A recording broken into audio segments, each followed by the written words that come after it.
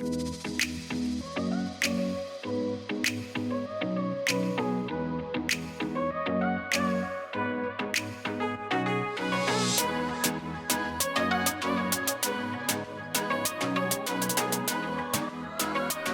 everyone, welcome to the 7th episode of Shaping a Fair World podcast. We invite educators, students, and parents in our podcast to share their story, how they are making a difference in this world. This is going to be our first video podcast. Right now, during the COVID-19 pandemic and global lockdown, the entire world's economy is at pause. Amidst all this situation, we don't even know who is going through anxiety. It is okay to have anxiety at this moment. We understand that. But when to realize that now is the time that he needs some external support. Today, I will introduce you all to a special guest and a special person who was always there with me when I needed her the most. I welcome Chetna Sabharwal ma'am from India. She was my mentor and counselor at Alcon International School and has been one of the strongest pillar and reason for what I am today. She's an education psychologist. She's also involved in mentoring an international team at Global STEM Alliance, New York, and is an IACAC member. She was conferred with Best Teacher Award by Global Assembly for outstanding work in the areas of environment, peace, mercy, and tolerance. I welcome you, ma'am. Thank you, Ayush. How are you? Good to be here, and thank you for introducing me so well. I'm hearing it My after a pleasure. long time about so much that I have actually achieved in last so many years. I was not aware. Thank you. So, how are you today? I'm doing good. It is I'm 7 just, p.m. in India right now, right? yeah, that's what, right? Okay. Yeah, I don't think so. It's pretty late, so I'm hoping that everything will go smoothly from here on. So, Uh, yeah, in go work ahead. from home time, there is nothing like late or early. So we work like 24/7 almost. Yeah. Yeah. So I'll Mhm. just ask you to introduce yourself to our audience at Shaping a Fair World. Okay, so you have already introduced me. So do you need me to introduce more? Maybe something that I missed while introducing you. No, perfectly. So I work basically with the students majorly, and I'm more of a behavioral counselor and trained from the national body in India. And so we have a cohort of almost like 250 plus counselors right now who are working across India in different regions to help students and anybody who's facing issues and concerns with this pandemic and who are quarantined, and there could be various issues related to their study, their behavior, their coping up with this difficult time. So yeah, that's what I'm doing right now. Apart from that, I'm also working with the school now as a career coach for them. So that's what I do. Wow, that's great. Like during this pandemic, working from home and online helping is a pretty good thing.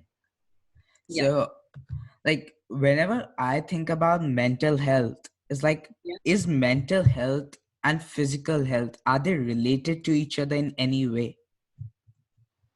Okay, so I'll answer it like this. Can you separate body and mind? Is it possible? I don't think so. You think so or you don't think so? I don't think so. I don't think so, right? So that's what it is. So you cannot separate mental health and physical health that, okay, they will go parallelly somewhere. It has to be together. Okay, if you will go by the definition of health, it states that it's a health. Health comprises of physical, mental, social well-being. Okay, so maybe absence of disease could be there, but that doesn't mean that, I mean, you need to have some disease to not to be healthy. Okay, Hmm. so that's what it is important for us to understand. So it's something like, in a simple language, if I say, it would be like plug and a plug point. So when you connect plug point and plug and you switch on, so the whole system starts working.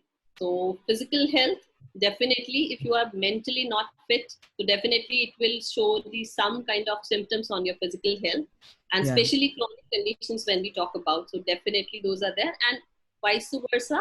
It could be if you are physically not well, so it affects your mental health also. So So if you will see they're linked with each coming out other. of disease, okay, so there are people who are cancer patients, okay, Hmm. they will come out of those situations and they will live for longer time just because they are mentally very healthy and fit. So it's their Yeah. strong willpower. So it's the brain, it's the mind that helps them in coping up with life threatening disease like this. So definitely there's a strong connection between the two. So I Uh, hope I'm able to answer in a very simple yeah, language.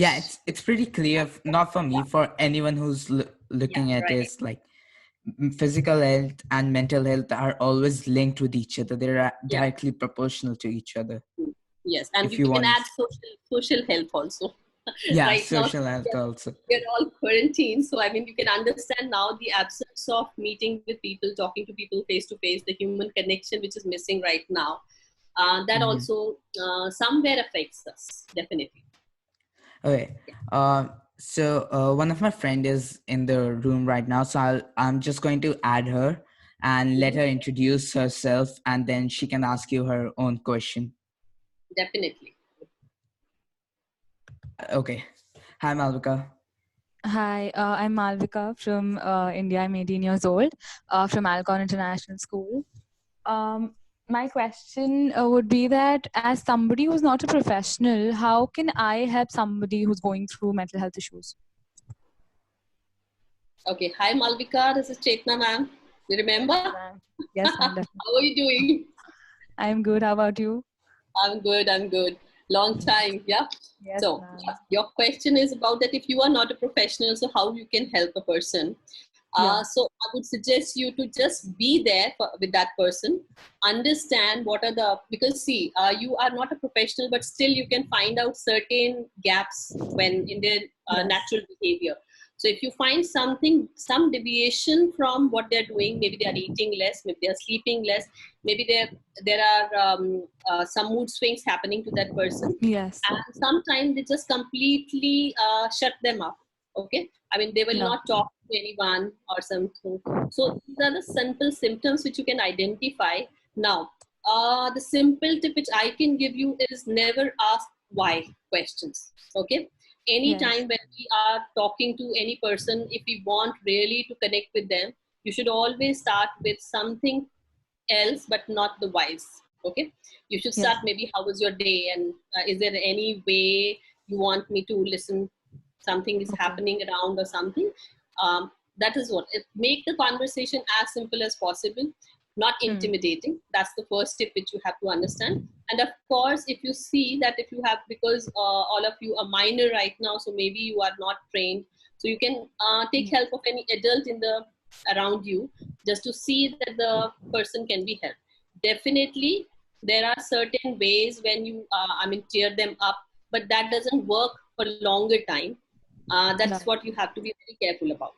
And Okay. until you identify like what are the reasons or what are the major uh, mental health, I mean, illnesses, so you won't be able Yeah. to help them much. But yeah, this could be like you can at least bring them to a point where they start talking to you, Yes. where they start Thank you. sharing. Okay, that's what you Yeah. can do best, and then maybe you can talk to make them ready to talk to Yeah. some professional about their concerns, issues, or anything that is bothering them. That's what I would Yeah. suggest. Thank you so much. Thank Yeah. you. Okay. Yeah. Okay. Thank you, Malvika, for joining in. Thank you. Okay. Yeah. So, like you said, like making them trust you, or gaining their trust is a key to like talk Yeah. with them or face their mental issues. So like Yeah. what I understand from treating mental health or like counseling is that you work with the story of that person. It's not like they have a heart attack and like you repair their heart with medicines or like give them a surgery. It's not like one is to one. How Mhm. easy or difficult it gets to like having them to trust you. Okay. Given my experience, it could be sometimes very difficult to bring that person to speak to you, to open up, to share, because there is something which is some fear which is working. Okay, fear of judgment. fear of maybe they are exposing themselves to a person who is not known to them. So these are the basic concerns for any person for that matter, even if you're working in a professional space, so you will not talk about your personal life to them. Now, with a counselor or with a psychotherapist, you have to open up. Okay. And so the first thing what we do is to bring them to a comfort level of which we call the rapport building session. Now, these rapport building sessions, normally, because I use CBT, which is cognitive behavioral therapy, and the combination of something of a behavioral therapy also, where it works well for me. I mean, it has worked very well for me in terms of bringing a person to trust you.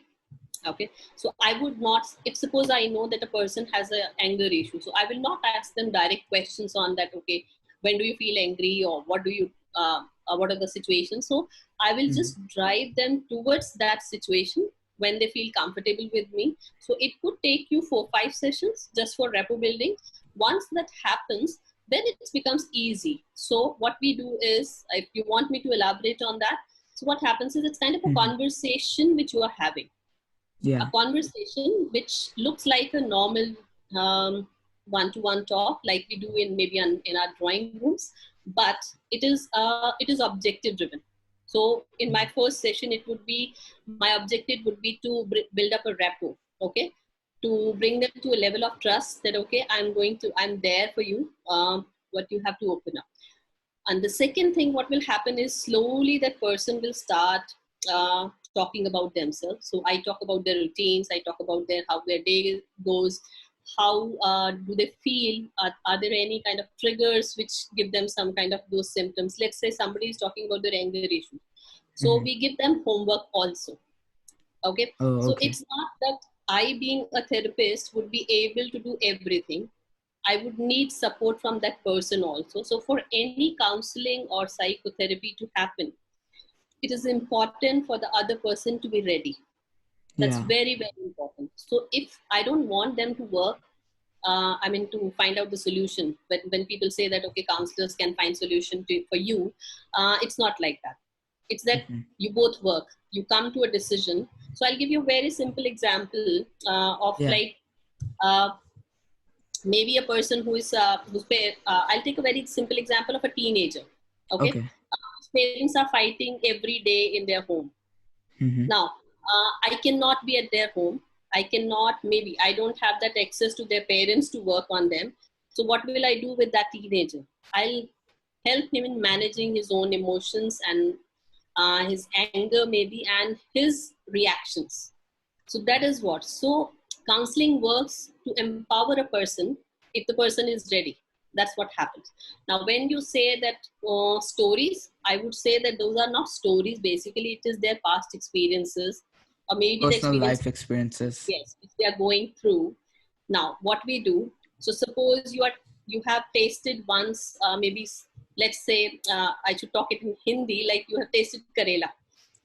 Do you like that? Do you like that? Not exactly, no. So, but I prepare some other way, a recipe which is made up of Karela, but then it is something different, but it is very tasty. So what I have done here is, I am changing your old experience to something new, refreshing. A new good experience. Yes. Yeah. So that is what happens. So until your past experiences are replaced in your brain with new experiences, nothing changes. Okay. And it may take long time. So I cannot guarantee, depends on the chronic issue that what people are facing and how long it has been with them. So it might take longer time for them. So it could finish in 6 months, it could finish in 2-3 years. So that's what. And somewhere there's no time limit for that.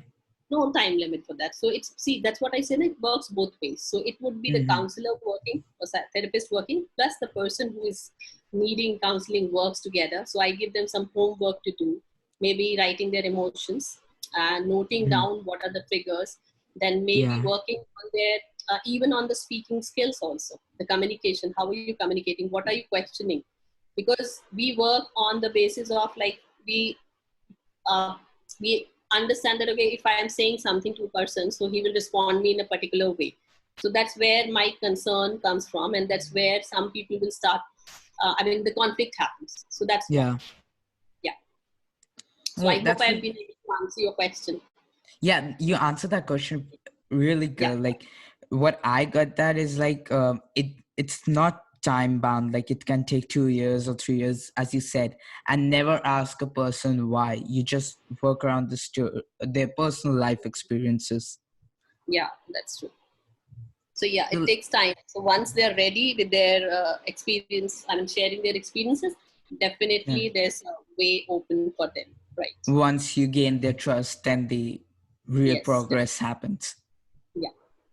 So, the next question from me to you is like, what are the symptoms, or like, when do you know it is time for a person to seek a professional help or to see a Mhm. counselor for having like anxiety attacks or like any other mental health related issues? Okay. So as I said in my answer to your previous question, okay, it's about a person readiness. Okay. Sometime a person himself or herself is ready. Mm-hmm. Sometime another person who he trusts or she trusts, so they will be the person who will bring them to that level. Okay, let's go and meet at least and rule out the things which are not there. Okay, so it's simply like if I'm having a stomach ache, so I'll go to the doctor. He'll ask for the symptoms to me, that okay, what happened to you, what did you eat and all that, and they rule out that okay, it's nothing, it's just a 1 day thing. Okay, and then Mm-hmm. he gives the medicine to you, and then okay. Now, in case of mental health, it's altogether different. It takes time for Yeah. a person to realize this, that okay, I need help. So Mm. first thing is that they understand that okay, they need help. Okay, now the symptoms which another person can understand or they can identify are maybe Identify. sleeplessness. Okay, deprivation of sleep could be one. Mood swings. Okay, eating habits have changed. A person's general routine which they follow has changed. The So they are general not life getting routine. up at the same time. Yeah, they are irritated, or maybe they are not talking to you. So they have Yeah. isolated themselves completely. There could be some physical symptoms also, maybe some people, because they have anger issues, so they start trembling, sweatiness, all these. So it depends.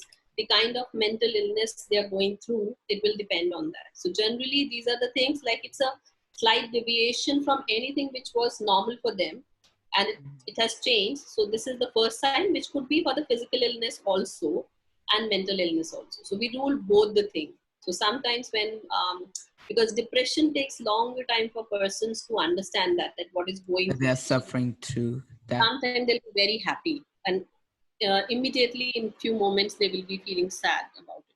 So normally Mm. people say I'm depressed today, so I request them not to do that, because depression is something very serious which happens to a person, and it's Yeah. kind of a prolonged sadness which happens over the time, again and again, and people are not able to understand. And imagine a person who is, a teenager who is Mm-hmm. going through all those hormonal changes also. So for them, it becomes very difficult to understand that fact. That they are suffering through depression Yeah, or anything. so it could be they might feel that okay, it could be the weather, it could be maybe I'm like that, or maybe it's my growing up issues. Parents might think that, but then it's not. It has to be addressed. At least the first only sign which you can see is that deviation from the normal behavior.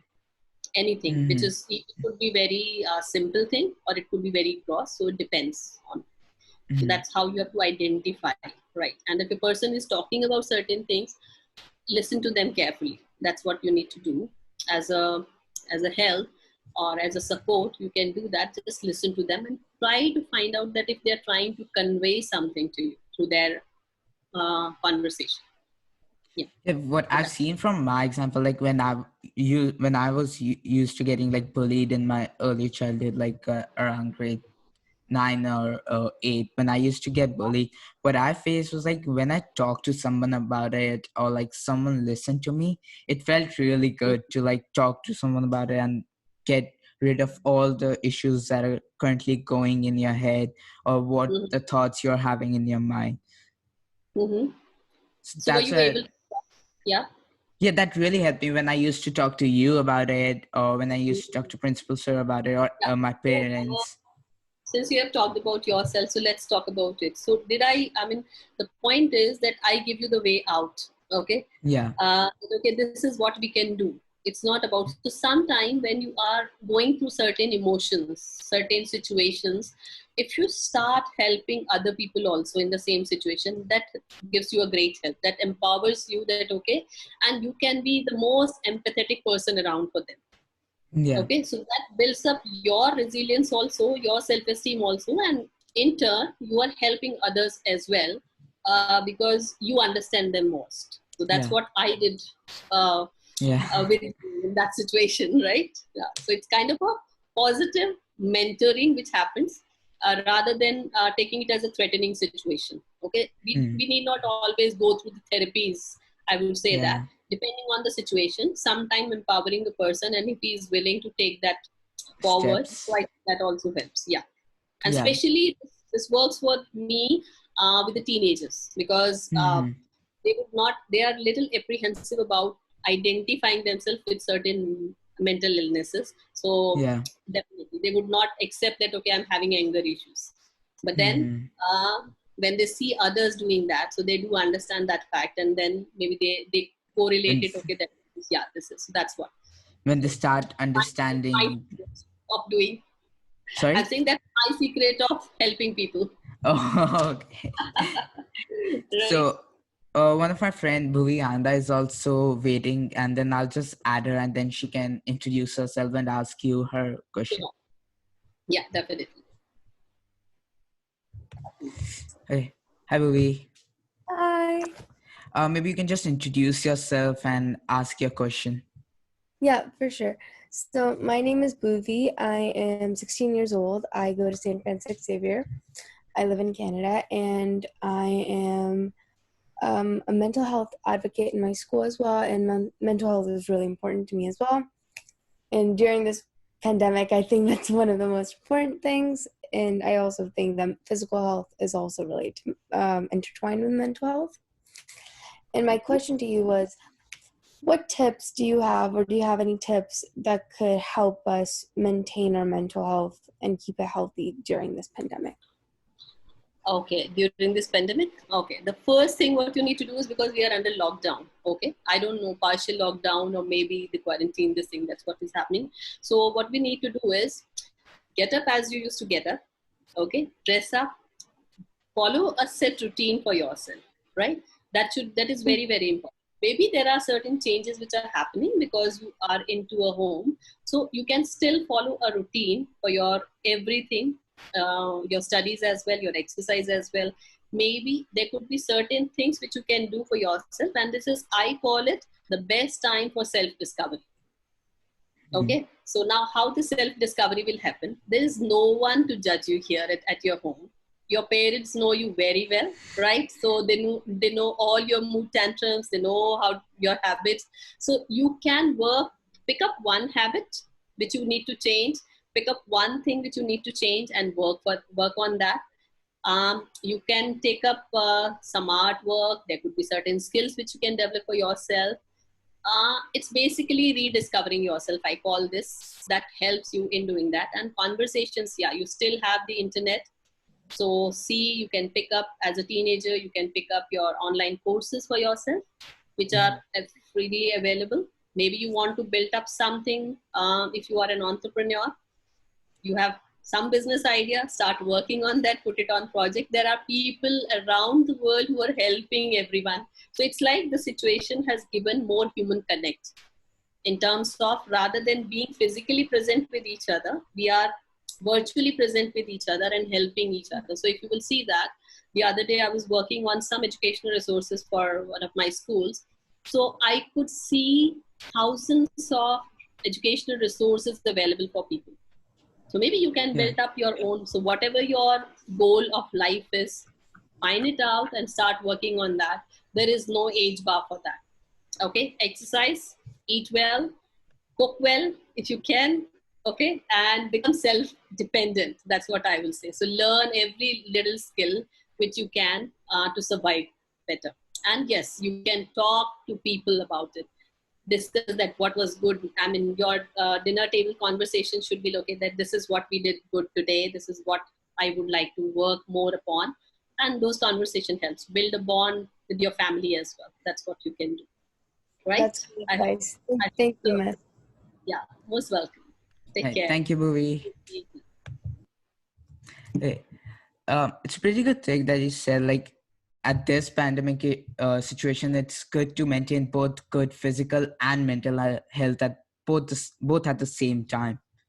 So, Yeah. going to that, like, my next question to you is like, how do students seek mental health in like this pandemic? Like, is there any site they can reach out to, or any phone number, or like what the country is doing, like in India? Because I know as in Canada, there's like a helpline that people can call, and then they'll get professional help or voice calls or like video calls. So, what is like India and other mental health counselors doing at this point? Okay. So coming to India, because you know that I have done I've been trained with the national body, which is NCERT. Yeah. Okay. So they have done is that they have invited all the counselors from all over India, and they have divided them into the regions, and they have collected our details and the timings when it is convenient for us to help students or anybody for that matter who is undergoing this, any concerns which are there and issues. Yeah, in India, as I was mentioning to you that we do have a body, national body, which is called NCERT, and I being the alum of that, we are working with our professors who are who have collected the database of almost every counselor who have been trained under that body, and that has been circulated to a lot of people. It would be, you can find it on my Facebook page, my LinkedIn page. Okay, that's where you will find all the information about it. So what happens there is that we have the convenience of the counselors also, because they are also working from home. So you can pick up the time when do you want to. And what I have done for myself is that I share a Google form with them where they can pick up the choice of WhatsApp, maybe call, whichever is convenient to them. Yeah. And if suppose they do not have, let's say, internet at their home, so I give them the privilege of that, okay, just fill up, send me a message on a normal phone, message Yeah. SMS system, and then I will call you, because you never know in what situation they are. So I do take 3 to 4 calls in a day. That is what's happening, and it's picking up. So any student, any person, anyone who needs some kind of a help from our side, I'll share the website with you after this chat, and you can share it with anyone who needs that. So, and Yeah. the issues which I normally get is because how to work, how to handle the situation at home, because they don't have the book. So I do share. I have created a kind of e-library for them, from where I Oh, can share the okay. resources for them. That okay, this is where you can learn certain skills. So there are people who are going under transition because of in careers also. There are days of going on where people are not, maybe they are not being, I am not sure that how many of them will actually get their jobs back. So it's a difficult situation, but yeah, we are there for any help which is required for any person of any age, for any issue. That's what I've done. And there are That's many, great. many organizations who are working.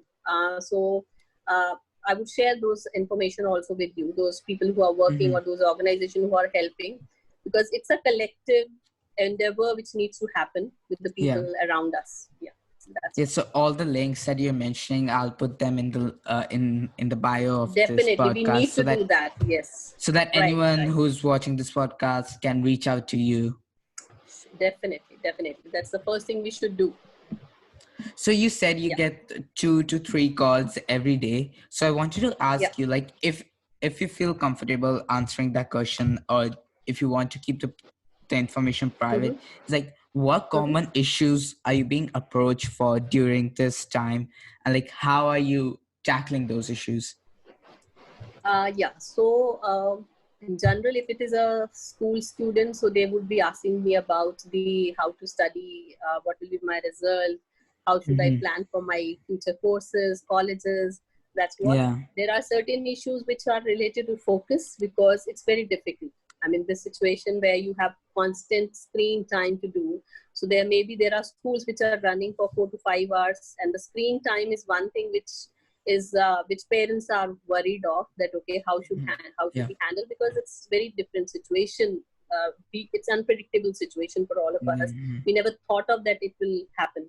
So and then of course in general there are certain issues of how to handle kids, the younger ones, the toddlers one, how to manage them.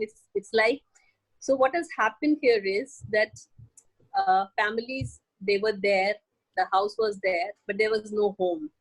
Now it's called a home because everybody is there. So you have to learn how to deal with everybody at the same time. So you might be, a mother might be dealing with kids in a separate situation, then husband is not around.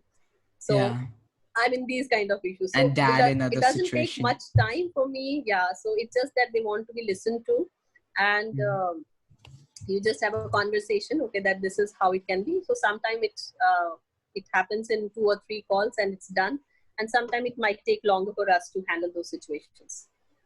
So that's what. Like you get calls every day. So like, do you think like it's changing the routine of like counseling practices that some counselors follow, not meeting face to face or meeting on calls, video calls or audio calls? Like, is there any challenges that you are facing right now? Not really, because if you remember, we started working on our social cause, which is called Basek Raha. Yeah. So I started this in somewhere in 2015. Okay. Mm-hmm. And my purpose was because there were certain people who wanted to be connected, and they wanted to be anonymous. They don't want that their name, their identity should be disclosed to a person. And it makes them comfortable in talking. Because once when you are face to face, so you think that, okay, this person knows me. So sometimes they're not comfortable in talking. So I don't think so that it has changed a bit. Yes. But then now you have to learn more how to connect virtually. I mean, if I'm doing a rapport building session with the person, so it takes more efforts from me also, and from the other person's sides also, to work on that rapport building, that okay, that has to happen. So that trust factor may be there. So sometime it might happen that a person may not call you again. It could be for both the reasons, that he's happy with what I have achieved from them, one or what session. we had the conversation, or it could be they are still not comfortable in talking about these issues. But one drawback which is there when you're doing online sessions now, though we have Skype and Zoom and everything, so it does give you a help, that okay, because that the person is ready to take help. That is what is happening. But sometimes we miss the physical symptoms which we can see in a person, that okay, how, because when in front of a camera everybody looks good, wants to look good. So that could be one reason I see. Otherwise I don't see there would be any difference, and it would be a best situation when we have to practice social distancing. That's a good thing. Like, social distancing is like pretty common word that is being listened to or like applied during these days. So do you think like there was ever a chapter written before in mental health studies, like these kind of situations will occur, or these kind of problems people will be facing from? About the social distancing you're talking about? Yeah. So interestingly, I was reading, I think it's just 2-3 days back, when I was just reading about that, what exactly, I mean, from where it starts. So it's not the first thing which has happened in the history. Social distancing concept was always there through Middle Age. Okay. So there were instances in, I think, 13th century where this started, and a pandemic, like similar pandemic, happened. And interestingly, the word quarantine comes from Italian origin. Okay, it has an Italian origin, and the word first was, I think so, Trentino, where it means that you have to isolate a person and the person has to go for social distancing. So quarantine also means that isolation for 40 days. That's what it means, right? So a person has to follow that. Now I go back to the history of India. So self-isolation, okay, was there when people used to walk to Himalayas, and they were doing, which we call tapasya. So it was more of a process of self-discovery, which they choose themselves. Okay. Yeah. So I don't think so, but yeah, it is what is happening right now when we're talking about social distancing is that it is happening because we were forced to do that because of the pandemic which has happened, and maybe it's nature's way of reminding us that okay, these were the basic practices which you have to do that. So that's what I feel. So there's nothing new because this is somewhere it is there. And if you will read about the American history, they were actually 2006 or 7, if I'm not wrong. They already talk about bringing the social distancing practices whenever there will be a pandemic. So some of the countries were actually getting ready for that also in terms of making the right policies and all. So yeah, that's not something. Yeah, but then it is like it has happened suddenly all over the world.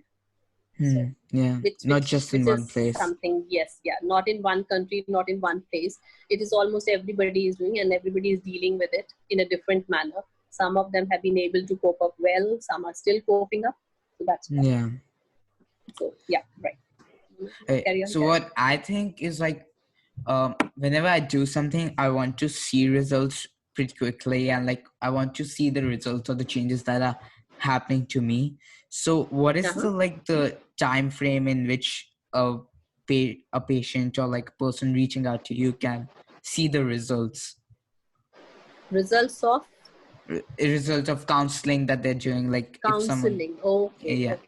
So it's what happens is when you start working on yourself. Okay, it's not that I cannot give any assessment to you or any evaluation like you do it in your tests, that okay, you scored this much marks and you are pass or fail, or you score first division. It's nothing like that. Psychotherapy or counseling works very differently. So every time when I'm meeting a person in my session, so I do assess them through the therapy, that okay, where they have reached now.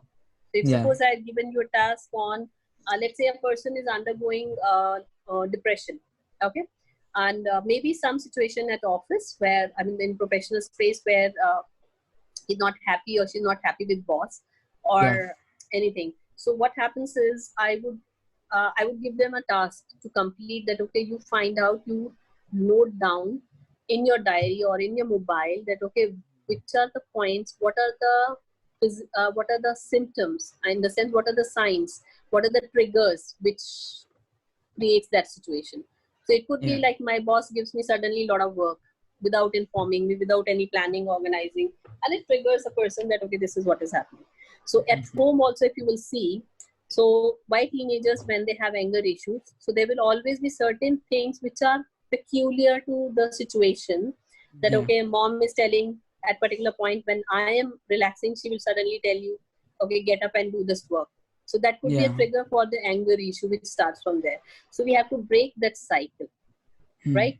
So that is where you have to start finding out, and then so it's like both ways. So I give you a task, you complete the task, and we see that okay, this worked or this does not work for you, and then we start doing on it. So it's a progressive thing which happens during the counseling session after session.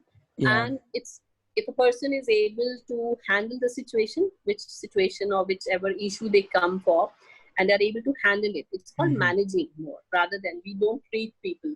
Okay, we help them in understanding their emotions more and work on them. So it's like an emotion regulation which happens through the counseling, right? So once they maintain a consistency for it, so the sessions will definitely reduce, and maybe I'll do a follow-up after 3 months or 6 months, that okay, how you are doing. It's just a normal call, or maybe a person can call me. That's how it happens. So yeah, so it's you will feel yourself that okay, the change has happened in me.